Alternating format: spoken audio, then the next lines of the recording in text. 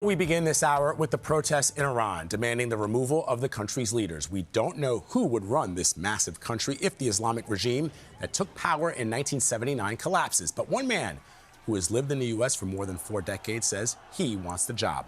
Reza Pahlavi is the son of the last Shah of Iran. He's now casting himself as part of Iran's future. Pahlavi spoke with senior correspondent Norah O'Donnell on Monday as part of a CBS News live event.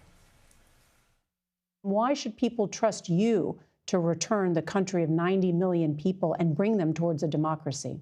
Well, it's interesting the way you characterize it, because if the people did not actually believe that I can be the person doing that for them or the person to be trusted, there wouldn't be the millions on the streets of Iran, in the 4 corners of Iran, chanting my name and asking my return. Even though 65-year-old Reza Pahlavi has not set foot in the country since he was a teenager and is encouraging this uprising from his home in the U.S. Is it responsible to be sending citizens in Iran to their deaths? Do you bear some responsibility?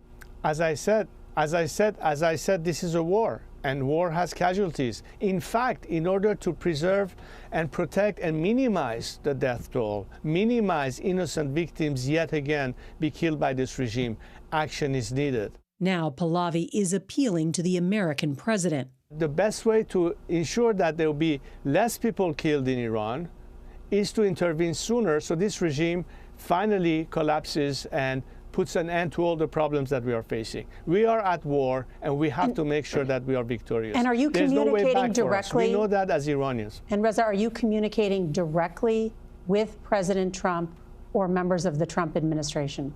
Yes, we are. Pahlavi paints his nearly half-century in America as an asset to replace the Islamic Republic with what he calls a democratic alternative. I lived my life, most of my life, Norah, in a democratic world.